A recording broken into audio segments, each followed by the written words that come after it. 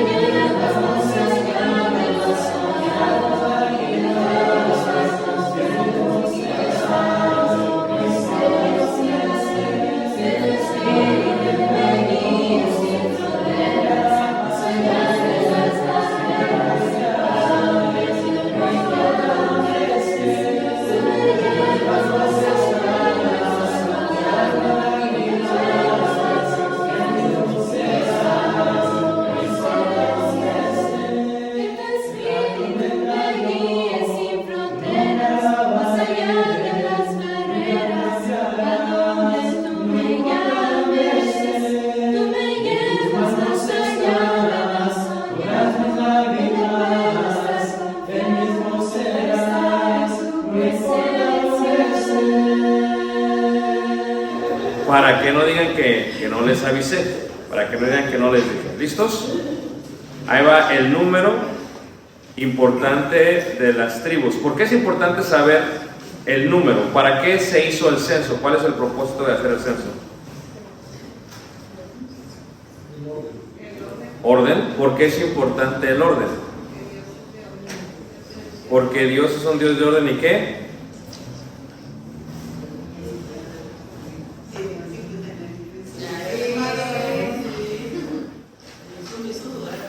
Sí, eso es bueno, man, que dude. Ahora, pero me va a decir, hermana, en el descanso, las 6 tribus: Rubén, Simeón, Gad, Judá, Isaacar y Zabulón. Y de memoria. A ver, si yo le preguntase cuánto dinero tiene el banco, bien que sabe, ¿verdad? Bien que sabe. Bien que sabe que no tiene nada. La idea es el orden ayuda porque trae total bendición, ¿ok? Así que vamos a ver estas 6 tribus, es lo que vamos a hacer, va a ser una de las preguntas. Otra pregunta que queremos hacer también es, queremos preguntarles dónde se situaron las tribus del oeste. ¿Dónde se situaron las tribus del oeste? ¿Ok? ¿Cuántos fueron y por qué se situaron ahí? La otra pregunta que queremos hacer es, ¿cuáles eran los requisitos para lo que sería el voto del nazareo? El voto del nazareo. ¿Ok? La otra pregunta que vamos a hacer es, ¿dónde se escribió el libro de Números y cuánto tiempo abarca? Eso está muy fácil, ¿se acuerdan ustedes? En las llanuras de ¿qué? De Moab. ¿Cuánto tiempo abarca?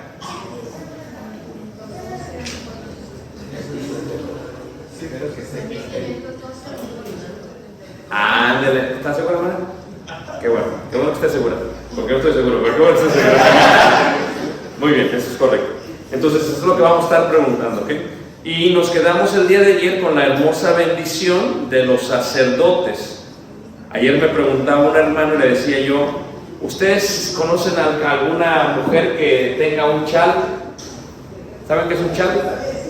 Bueno, la palabra es una transliteración hebrea de shal, que es una palabra que se utilizaba para el manto que utilizaban los sacerdotes, y ellos, cuando tú vistas aún el día de hoy en Israel, cuando hacen la oración específicamente, se cubren la cabeza con un shal blanco,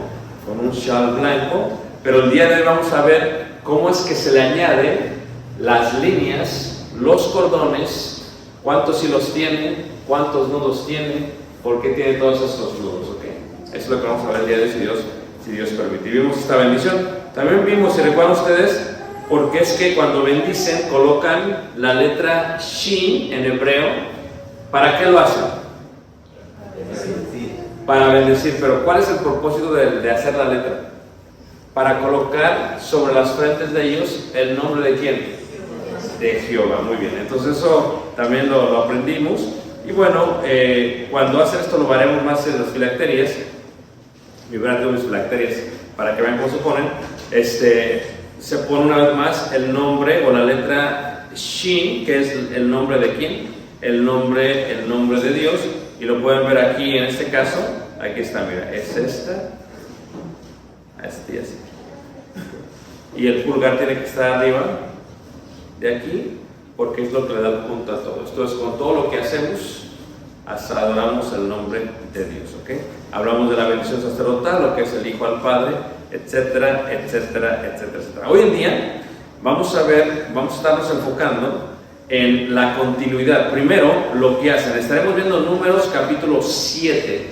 Números capítulo 7, ahí es donde vamos a estar. Y dice la escritura en Números capítulo 7, en el versículo 1, aconteció que cuando Moisés hubo acabado de levantar el tabernáculo, dice ahí la palabra de Dios, lo hubo ungido y santificado, y dice con todos sus utensilios, y asimismo ungido y santificado el altar. Mucha gente, esto lo vimos el año pasado, lo que era santificar y consagrar. Vimos estas dos cosas que son muy, muy importantes. Entonces, lo que hace primero es que establece lo que es el tabernáculo de reunión. Tuve que sacar las fotos aquí para que las vean, que sacamos, esto es el año pasado, en lo que sería el tabernáculo de reunión. Esta literalmente es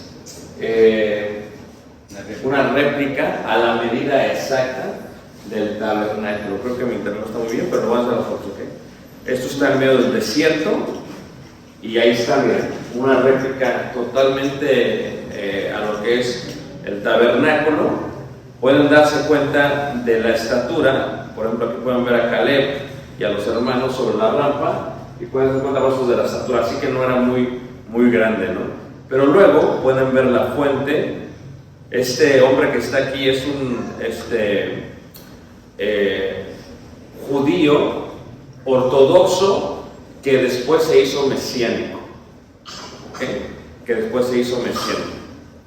Y él es el que nos hizo la explicación, y pueden ver más o menos la entrada, y entonces lo que te explican es literalmente cuántas piezas tienen, y luego se hace un ejercicio muy interesante donde cada uno agarra una pieza y sale rápido para que veamos el orden que tenían. Menos de 3 horas podían colocar el tabernáculo y lo podían desarmar el tabernáculo. ¿Qué es lo que hace el número 7? Lo primero que hacen es que llegan y lo bendicen, lo santifican el altar y todo lo que tiene que haber ahí. Hablamos brevemente acerca de ello. Miren, pueden ver aquí en la parte de adentro. Aquí puse a Caleb al lado de lo que sería una copia del sumo sacerdote. Entonces así más o menos visualizan las medidas. Este es pequeño, realmente no es muy grande, no es muy amplio, es pequeño. Y pueden ver lo que es el candelero. Este no es el de oro, hay uno de oro, pero este no es el de oro, ¿ok? Y luego pues nos permiten, o sea, no se debería, pero es la idea para que aprendamos, nos permiten entrar a lo que sería la parte de lo que es el arca del pacto y el propiciatorio. Entonces lo que se hace, ¿no? Y realmente que pues sí está muy interesante, porque cuando la ves, lo primero que haces es que cuando la ves, pues más o menos visualizas cómo va a ser. Entonces, ¿qué es lo que hacen? Lo levantan, lo ungen, lo santifican, y esto incluye los utensilios, el altar y todo lo que incluía. Luego viene más orden. Ya vimos las tribus, ¿cuántas hay? En la tribu de Shimeón, hermano, ¿cuántas hay?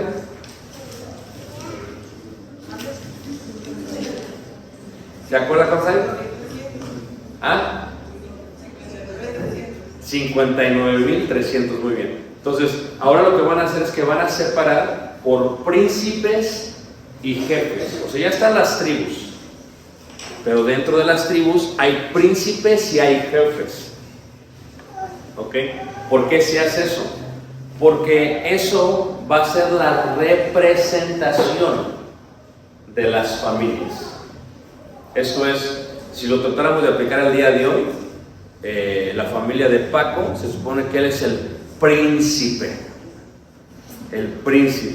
el jefe de su tribu.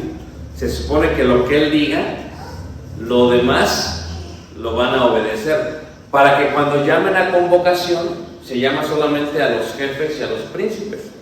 Pero luego esto conlleva a que ellos tienen que ofrecer un sacrificio para el tabernáculo. Si se unge el tabernáculo, ahora ellos tienen que traer una ofrenda delante de Dios por príncipes y jefes de las tribus. ¿Qué es lo que se hace? Traen sus ofrendas delante de Dios. Son 6 carros cubiertos, serán 12 bueyes. Si viéramos la clase del templo, en el templo había, por ejemplo, la fuente de bronce se reemplaza por el mar. Y el mar es, no sé si la han visto alguna vez, es una fuente gigante que tiene 3000 litros de agua y tiene 12 bueyes, 3 en cada punto cardinal, y coloca lo que sería la ofrenda de los príncipes. ¿Cuántos se bautizaron el primer día, hermanos? 3000, son 3000 litros de agua. Eso es el simbolismo de lo que sería la fuente de bronce del templo a lo que vendría después. Y esto tiene que ver con los 12 bueyes, porque cada 2 príncipes llevaban un carro y cada uno un buey. O sea, cada buey es asesora. ¿Por qué un buey? Creo que lo expliqué la vez pasada. Porque el buey es cementero, es cemental. O sea, da simiente, a diferencia de una vaca. ¿Quién vale más? ¿O qué vale más? El ranchero dice, vale más el buey que la vaca. Entonces, siempre se da una prioridad más alta al varón. No es que sean machistas, sino es que es la verdad. O sea, mi abuelo cuando íbamos decía que ¿cuál quieren que matemos? Entonces todos le decíamos el toro. No, ese no. Cualquier vaca, pero ese no, porque es el que le proveía la continuidad de su ganado. Entonces en este caso era lo que sucedió. ¿Ok? Entonces lo que va a hablar el capítulo 7 es que se va a dar de todas las ofrendas. Pero ¿por qué es importante el censo? Porque el censo representa cuánto se le va a dar a cada uno y cuánto se va a pedir de cada uno. Por ejemplo, en el caso de Moisés, quien recibe los carros de los bueyes y da a los levitas, 2 carros y 4 bueyes dio a los hijos de Gersón. 2 carros. Pero luego viene Merari y le da 4 carros. Y luego viene Coat y le da... ¿Por qué cambia la diferencia? Por eso se hace el censo. O sea, porque se va a dar conforme a las familias. Así es como se tiene que dar, conforme a las familias se tiene que dar. Ahora, todo esto tenía que hacerse de la manera que Dios lo había ordenado. Y no solamente eso, los príncipes trajeron ofrendas para la dedicación, ¿ok?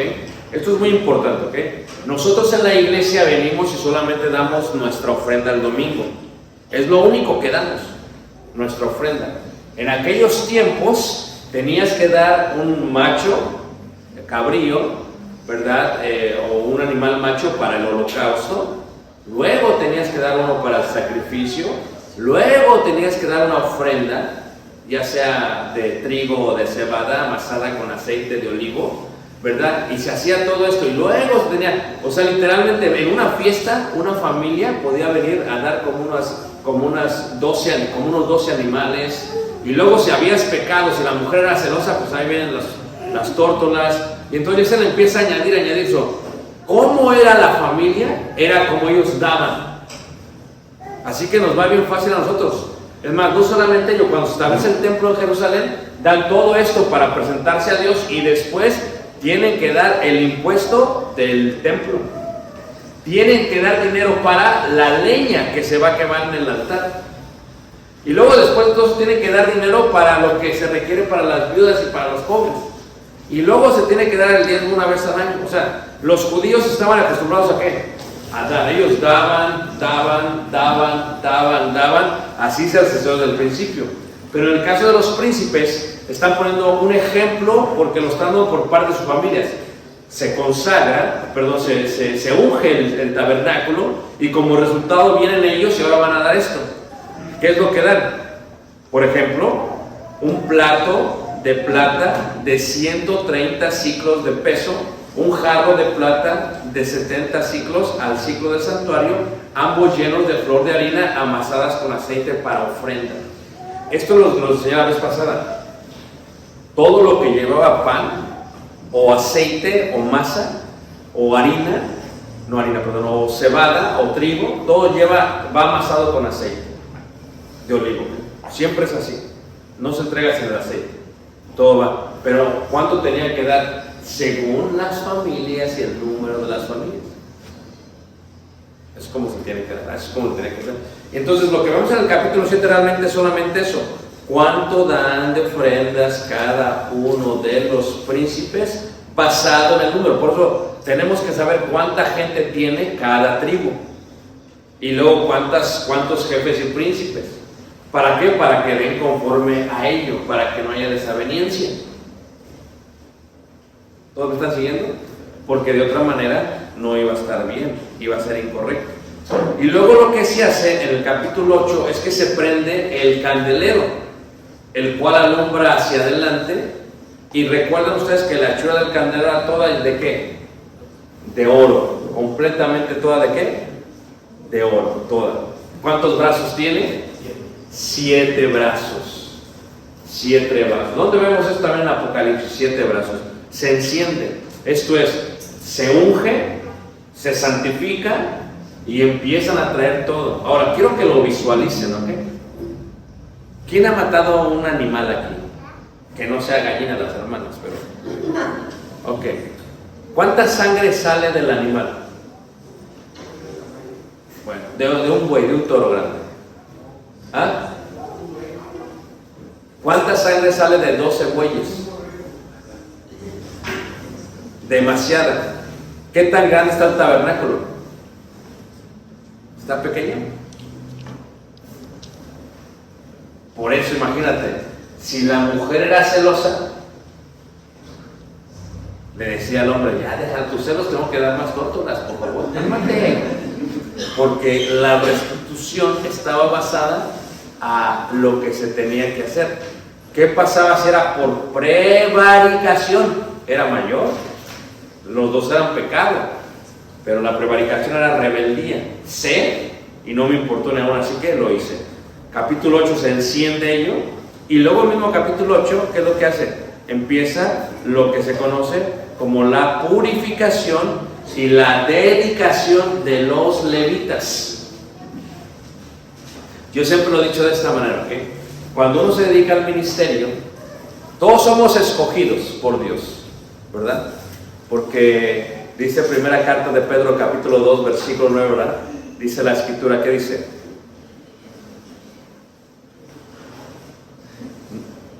A ver, más vosotros sois.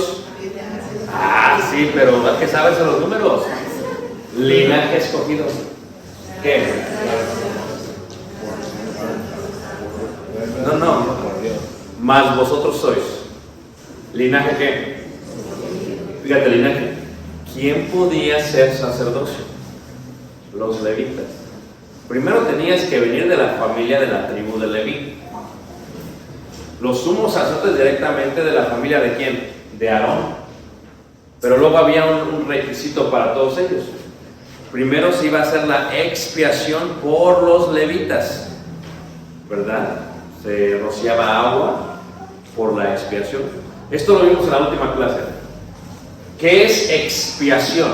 Viene del hebreo, ¿a quién se acuerda? Por una playera, ¿a quién se acuerda? Y del sur de México, ¿quién se acuerda? No sé, de tarea. Capaz de cubrir, expiar lo que sea, pacificar por pecar contra el prójimo y Dios. Color no grave. Aquí está, ¿no? Yo sí le regalo una playera de Chiapas, no como su yerno. Yo sí se lo regalo. No, sí. Pero fíjate, capar, cubrir, esto es, el sacerdocio tenía que hacer expiación primero.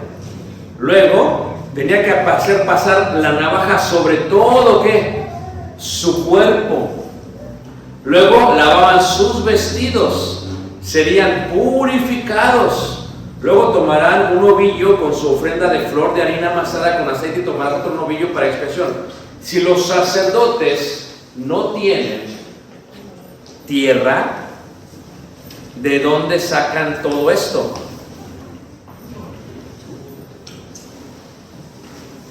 ¿Quién se los provee? El pueblo. Entonces, a mí la iglesia a la cual yo sirvo me dan honorarios, ¿verdad? Al mes me dan unos honorarios. ¿Y qué pasa? De ahí yo tengo que dar mi ofrenda. ¿Sí ves? A veces digo a los hermanos, no se vale. Todos ustedes saben lo que yo gano. Porque lo tienen que hacer en el reporte. Pero díganme cuánto ganan. No se vale, ¿verdad? Pero eso es otra cosa. No me estoy quejando, es un ejemplo solamente. ¿Okay? Entonces, ¿qué pasa? Los levitas tenían que dar todo esto. Y harás que los levitas se acerquen delante del tabernáculo de reunión y reunirás a toda la congregación de los hijos de Israel.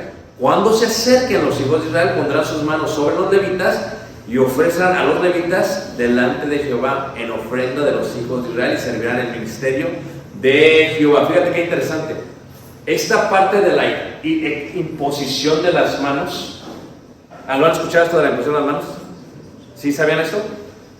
Esto se hacía desde el Antiguo Testamento. Ellos iban a presentar a los levitas como sacerdotes. Primero se hace expiación, luego se hace purificación, luego se hace ofrenda y luego se dedican. Pero fíjate el proceso, se tienen que rasurar todo. A ver, ¿por qué? ¿Por qué tenían que no tener cabello? ¿Se han puesto a pensar? Sí, pero ¿por qué? A ver. Muy bien, muy buena respuesta, pero no. ¿Por qué? ¿Qué hacían los sacerdotes? ¿Ah? Sacrificaban animales. Ándale, ¿y cómo crees que está el fuego? A ver, ¿quién de las hermanas de pronto se quema luz? Sí, los vellitos de cuando estamos haciendo. ¿Verdad que sí? No digo que se los queman porque estén cocinando, sino para que no tengan. Ah, sí, se ríen porque saben lo que estoy diciendo, se queman, tampoco no. Pero si solamente se puede ofrecer lo que se está pidiendo, no puedes usar cabello. Interesante, ¿eh? Fíjate, interesante. Esto es lo que tenían que hacer los levitas al inicio. Ahora, ¿qué pasaba? Porque enteramente me son dedicados a mí los levitas entre los hijos de Israel, en lugar de todo primer nacido.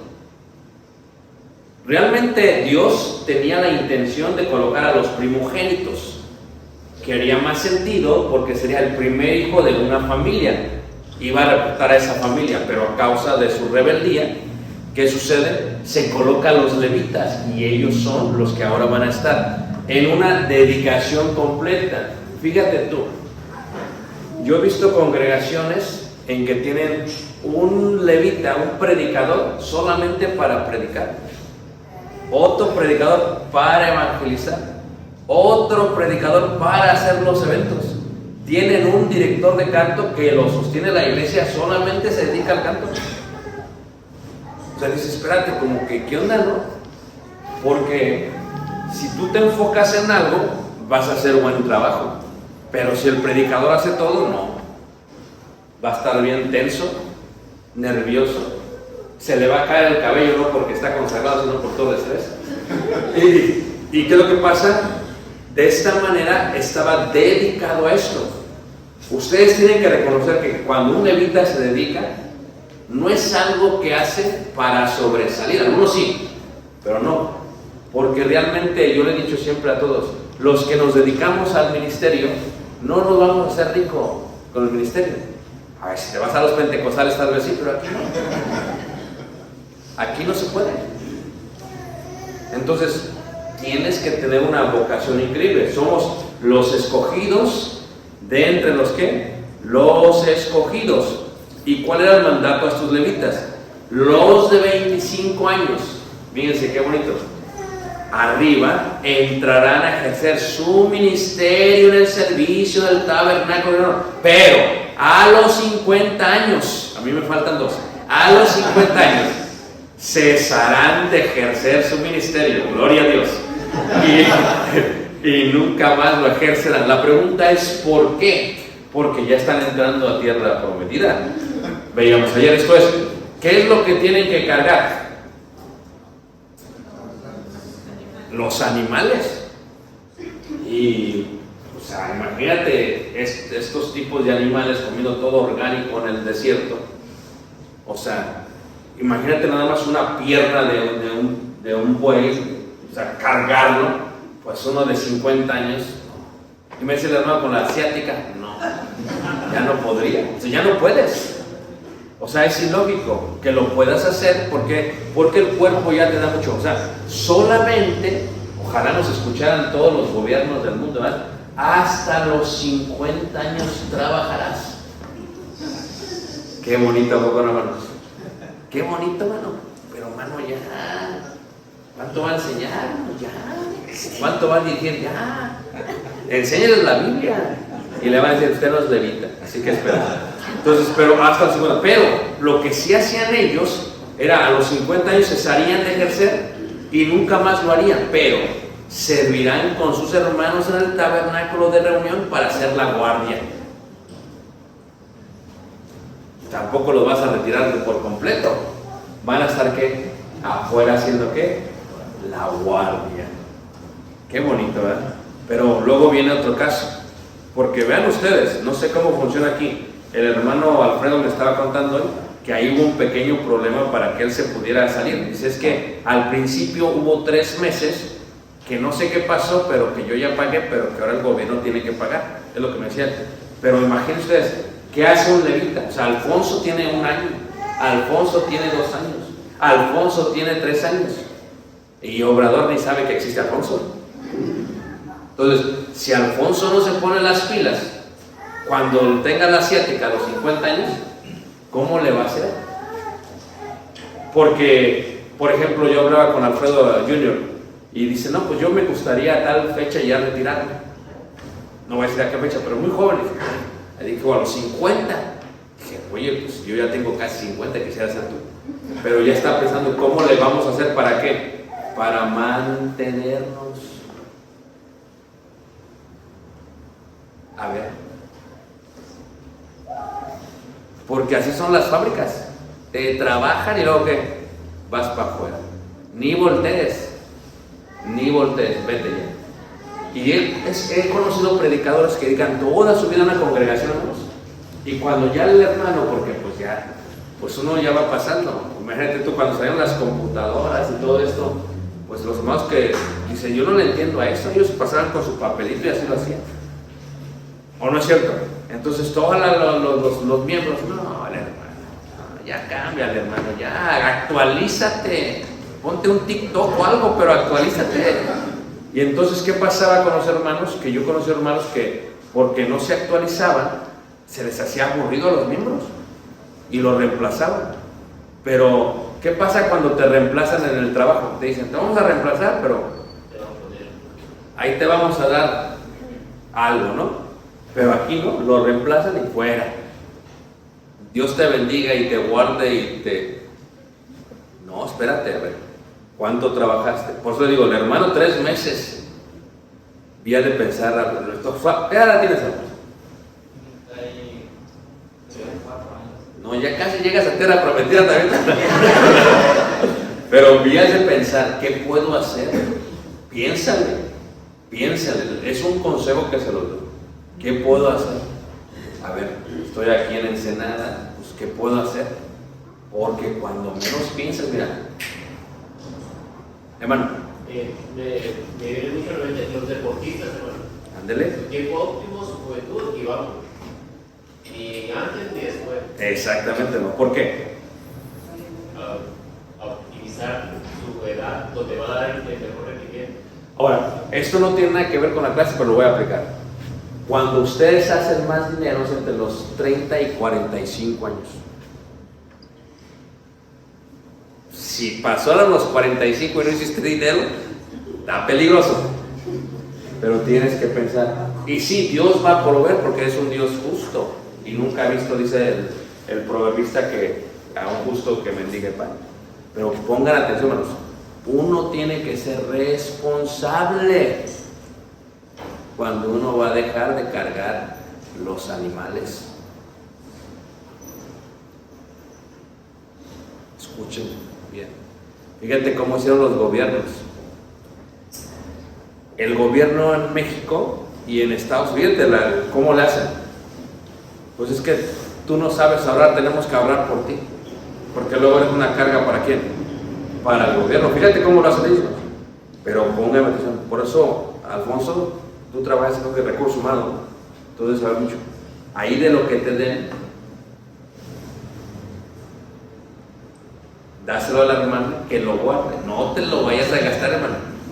Porque cuando tengas 60 años, ¿dónde está lo que te di? ¿De qué hablas, mi amor? Así que guárdelo bien, pero no puedes tú dejar pasar el tiempo, porque aún ellos tenían un tiempo óptimo y se acababa. Ahora esto es algo muy hermoso, porque ya tenemos el tabernáculo ungido, ya lo tenemos todo santo, purificado, ya lo tenemos todo con las ofrendas, ya vinieron todos los príncipes, vinieron todos los jueces, ya tenemos a los levitas preparados. Ahora, ¿qué se hace? Se va a llevar a cabo esto después de un año, Números 9, desde la salida de Egipto, y se celebra la segunda, ¿qué? Pascua. La segunda Pascua. Qué bonito, ¿no? Pascua.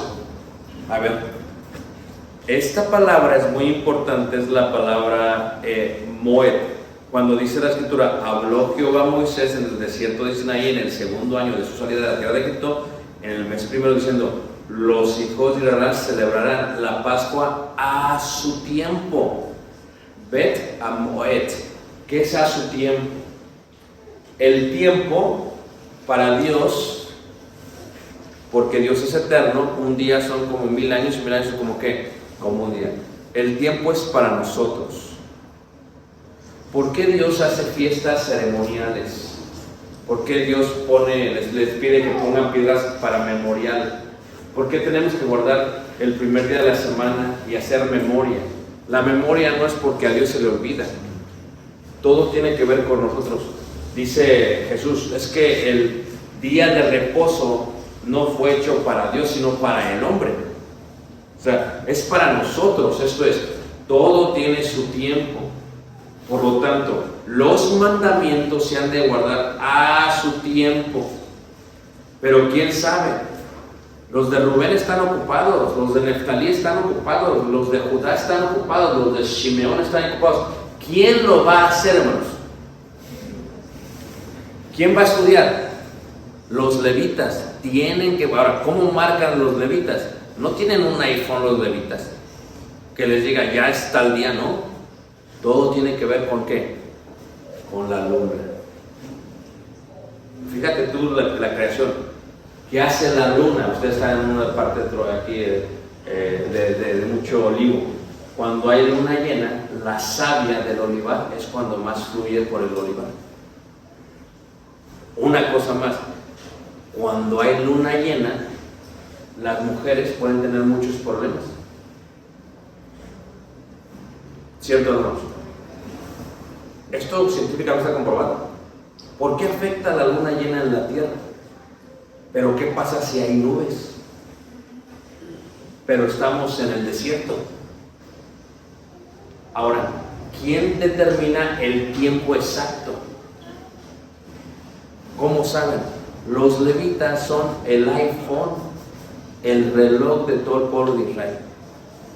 Ellos dicen, ¿cuándo es? Porque los otros están ocupados, hermanos. La gente está ocupada. Los levitas dicen, ya es tiempo de la Pascua y se va a celebrar.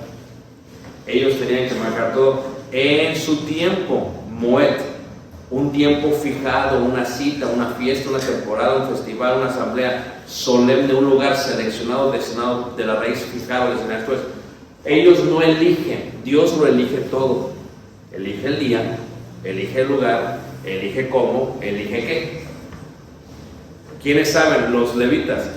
Cuando llegó el rey David, hermanos, y conquistó la ciudad de los jebuseos, dice que cometió un gran error.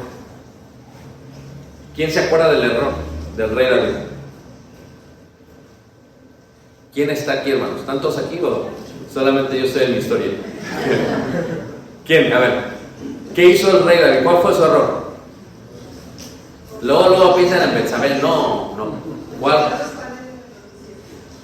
Sí, pero eso no hubo un problema.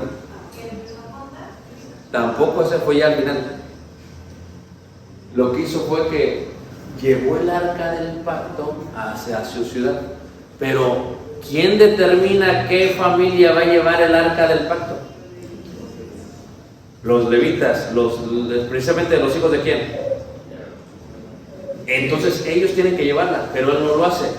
¿Por qué no lo hace, hermanos? Porque no sabía. ¿Por qué no sabía? Porque los levitas están lejos y los levitas no están estudiando. Y entonces muere aquella persona al tocar el arca del pacto. ¿Y qué dice David? ¿Qué hicimos mal? Y dice, y mandó que dijeran que, y dijeron, no, es que mandó a averiguar, y entonces estudian, y no es que la familia es aquella la que lo tiene que caer. Dice, el pueblo perece por falta de qué. ¿Cómo sabes cuándo exactamente? ¿Cómo sabes qué? ¿Cómo sabes cómo? ¿Cómo sabes para qué? Si vas a tener al pobre Alfonso limpiándole los vidrios a los carros, que no tiene nada de malo, trabajando 20, 40, 50 horas, se les va a pasar algo. Y luego se va a morir alguien. ¿Y qué pasó? Tocó el arca. ¿Por qué? Porque no sabían. El rey David no sabía. Por eso entiendes que era bien adúltero. Tenía varias mujeres. No sabía, hermanos. Dice un hermano, sí sabía, no sabía. El conocimiento se estaba desvalijando del pueblo de Israel. Entonces aquí los levitas van a estar encargados de saber cuándo, cómo, por qué y por qué. Es importante notar que una vez que la ley está dado a ellos, indica preguntas a causa de que no son mencionadas en la ley. Esto es, cuando Dios dice algo, así va a ser. Así va a ser. Pero luego viene algo más. Si hay inmundicia a causa de tocar a un muerto, si estuviera lejos, celebrar la Pascua. Pero fíjate, ¿sabías tú? Esto yo siempre se lo digo a los hermanos. ¿Cuál es la Pascua? Primero, ¿qué es la Pascua? ¿Cómo se dice Pascua en hebreo? Pesaj. ¿Qué significa Pascua? A ver. Aquí siento como que no di el seminario de Éxodo. A ver, ¿qué significa Pascua? A ver, Anaí, ¿qué significa Pascua? No, la muela 24, no. ¿Qué significa Pascua? Nadie sabe. Pasar de Pesaj. Pasar de, es lo que significa Pascua. ¿Por qué se celebra la Pascua? El ángel pasó y protegió a ¿quiénes? Primogénitos. Es lo más importante. ¿Y quién tomó el lugar de los primogénitos? Los levitas. ¿Cuál es la Pascua para nosotros? Cristo. ¿Cómo la celebramos? La cena del Señor. Si ellos no iban a la Pascua, los corrían del pueblo. Aplíquenlo. ¿Quién me entendió? O sea, si ellos no iban a la Pascua, porque ahorita tenemos, y es cierto, a veces dicen que la generación de cristal, pero todos están cristalizados hoy, hasta los más ancianos. ¿Qué es lo que estoy diciendo con eso? O sea, mucha gente dice, es que hoy no voy a ir. ¿Pero por qué? No sé. Ni yo sé por qué no quiero ir. Si estuviéramos entre los judíos y no llegaba el domingo, ¿qué? Lo cortaban del pueblo. Era digno de muerte. Está difícil. La pregunta es, ¿por qué? ¿Por qué era cortada? Porque la Pascua quiere que el pueblo sepa, Dios quiere que entienda, si la deja de celebrar, se le va a olvidar porque están libres. Entonces, un memorial, un recordatorio para que se acuerden quién fue el que los sacó de la tierra prometida. Luego viene un concepto importante, la nube y el fuego, la columna de nube y el fuego, ¿ok? Ahora, lo que es importante en cuanto a esto, esta foto yo la tomé en Luxor, pero si se dan cuenta en el cielo, hermanos, no hay, ¿qué, hermanos? Nubes. Y yo dije, ¿cómo no va a haber nubes? Todo Egipto, dije, mira, no hay nubes, especialmente en la parte del desierto Sahara. Ahora, ¿cómo se presentaba Dios a ellos? A través de la nube. La pregunta es ¿por qué? ¿Por qué la nube, hermanos? La nube en hebreo es Anán. Yo quiero que tú entiendas al pueblo de Israel, ¿ok? Estuvo 430 años en Egipto y ellos están asimilando este Dios de Abraham, Isaac y Jacob. Ahora, en la cultura egipcia existía la creencia de que el Dios que había creado todo en el antiguo Egipto era Orfik. Y esto era que se había iniciado como un huevo cósmico que salía de una nube. Levanta la mano, ¿quién nunca había escuchado eso antes? Ahí está. Ahora, tú tienes que entender que ellos, ¿quién es este Dios de Abraham, de Isaac y de quién? Y de Jacob. Queremos saber. Y de pronto la nube dice. Y de pronto la nube los empieza a quemarlos, a dirigir. Los hebreos creyeron que ya que Dios no es tangible, esto es que no se puede palpar o tocar, entonces la presencia de la nube era una de las mejores representaciones divinas, porque se puede ver, se puede sentir, se puede notar, pero no se puede tocar. Así es Dios. Para ellos era como un símbolo en el Antiguo Testamento, que iban siguiendo a través de todo ello. Pero luego en la noche era ¿qué? Fuego. Y el fuego también tiene una representación increíble dentro de ello. Pero antes de eso, hermanos, esto lo digo para la mente que tiene sabiduría. La nube es la presencia divina, como se explicó en el libro de Éxodo, pero también donde todos fueron bautizados según la carta de Pablo a los Corintios.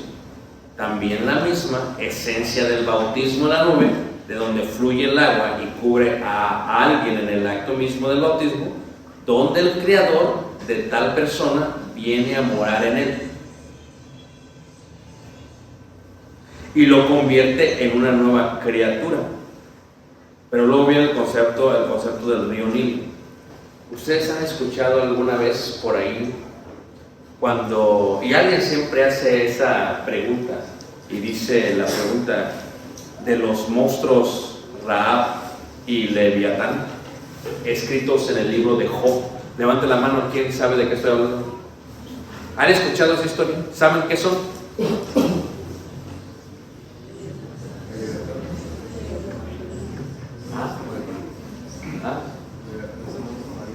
Es un monstruo marino. ¿Pero qué es un monstruo marino?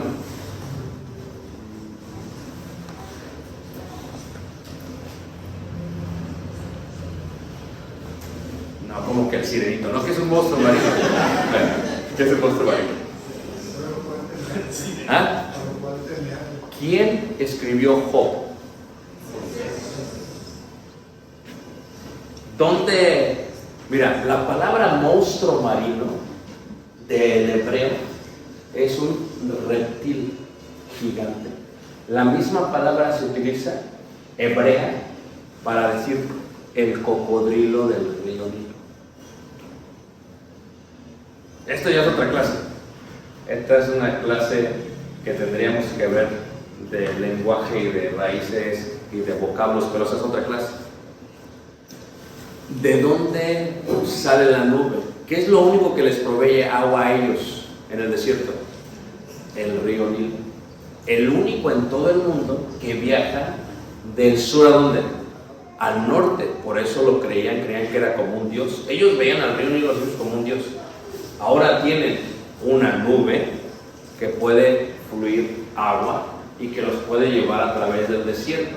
Pero ellos veían al río Nilo como un Dios, pero también veían a los monstruos marinos, o en hebreo, también lo que sería este tipo de monstruo marino dentro del río Nilo, que era con una bondad o un Dios para ellos. ¿Qué es lo que está sucediendo? Ahora ellos no necesitan estos dioses porque el Dios que los sacó de Egipto ha destruido el río Nilo, porque lo ha hecho color de ¿qué? Sangre. Y por ende, lo que ellos consideraban unos dioses, que eran los cocodrilos. Entonces todo esto tiene que ver con esa parte de ellos. Tienes que recordar que salieron de Egipto, llevan 400 tantos años. Ahora la nube los está ¿qué? Dirigiendo. Pero no solamente eso, viene la parte del fuego. El fuego en hebreo es Esh. Desde el punto de vista judío, egipcio, el fuego indica el poder de la propia deidad, porque el mismo sol se le llamaba Ra. ¿Ustedes se acuerdan cuando veíamos Egipto, que veíamos los obeliscos? ¿Se acuerdan qué es un obelisco? ¿Quién se acuerda? Una columna. ¿Qué es el obelisco? Sí, claro, pero ¿qué es?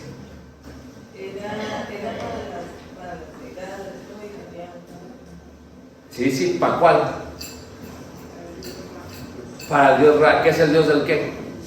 Del sol. Pero ¿qué es qué simboliza? La parte genital del varón y mujer. Porque ellos decían, cuando sale el sol, gracias al sol tenemos cosecha, gracias al sol tenemos vida. Y ellos veían cómo una persona, un hombre, da fertilidad, y decían, gracias a la luna, que es la noche, porque se necesita la luna también para cosechar, gracias al sol, que es el día, y gracias al Nilo, que es el agua, tenemos la fertilidad. ¿Cómo se dice la diosa de la luna? Ur. ¿De dónde salió Abraham? De la ciudad de Ur. ¿Por qué se llamaba la ciudad de Ur? Porque era la ciudad donde estaba el templo más grande a la diosa de la luna. Y la luna y el sol eran como marido y mujer para ellos. Y como un varón tiene intimidad física para crear a través de su parte genital. El obelisco es eso. Por eso es incongruente que a veces vas en el estado de Michoacán y luego tiene un obelisco ahí. Y luego más incongruente, ¿por qué? Porque a veces ves parroquias con obeliscos en el mismo. Cuando tú ves, por ejemplo, en el Vaticano, en el centro del Vaticano, enfrente de la parroquia de San Pedro, ¿qué es lo que tienen? Un obelisco de Egipto, sabiendo que es una dedicación al dios Ra, al dios del sol. Pero si vemos el sol, es realmente ¿qué? Es fuego. Entonces, si piensas tú como los egipcios, ahora están viendo el sol, ¿qué dicen ellos? Debemos recordar que la educación de Moisés fue en cuanto al faraón, en cuanto a sus generaciones. No había muchos dioses, sí, pero había un solo dios para ellos, que era Ra, el cual movía todo, y representado por el sol. Con el fuego, con aquello que da luz en la oscuridad, con aquello que protege del frío, con aquello que da vida, con aquello que defiende de los enemigos. Para los judíos empezaban a reconocer a Dios de esta manera. O sea que el concepto de protección va más allá que simplemente la columna de fuego y la nube. Tiene que ver con cómo voy a hacer que estos judíos que no me conocen, pues que empiecen a entender quién soy yo. Ellos decían, el sol es inalcanzable, ¿cuándo lo vamos a alcanzar? Pero que un pedazo del sol venga a la tierra y que se mueva, ¡wow! Solamente esto lo puede hacer ¿quién? Dios. El Dios de Abraham, de Isaac. Está haciendo una transición del Dios Ra al único y verdadero ¿qué? Dios, tanto en la nube como en el fuego. Por ello el fuego aún se describe en la propia mortandad del lago de fuego. Esto es el castigo eterno. Ahora, ¿para qué sirve el fuego? El fuego tiene que tener la precisión. ¿Por qué?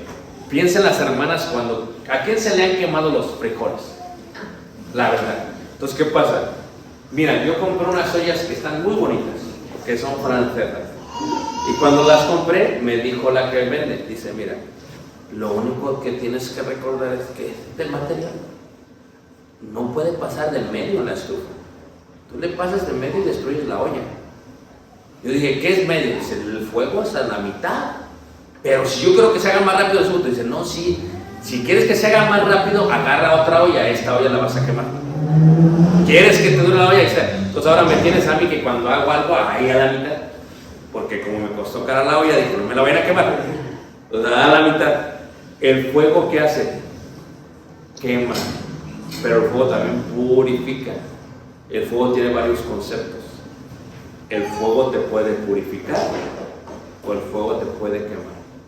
Es la presencia divina. Una vez me preguntó una persona, ¿cómo es que eso que el infierno y que siempre hay fuego? Porque para que siempre haya fuego necesitas echarle madera. Para que siempre haya fuego necesitas tener gasolina. Para que siempre haya fuego, ¿cómo puede haber siempre fuego? Que nunca termine, que nunca se apague. Y le dije, mira, ve el sol. ¿Qué es el sol? Pues el sol, sí, pero ¿qué es? Si te acercas, ¿qué te va a pasar? Pues me quemo. Bueno, ¿ves cómo nunca, qué? No me digas que tiene mucha madera en medio del sol.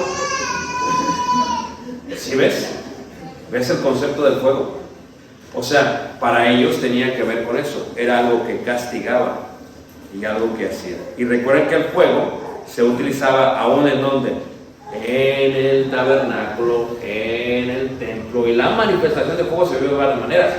Cuando estaban los discípulos en el aposento alto, se sentó de ellos como lenguas de ¿qué?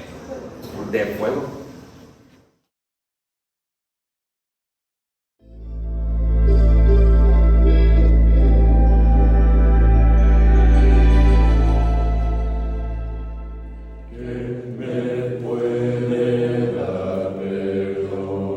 Solo de Jesús, la sangre de Jesús y un nuevo corazón. Solo de Jesús, la sangre de Jesús, que se pueda defender. Solo de Jesús, la sangre de nosotros y nos sanado, y nos sanado.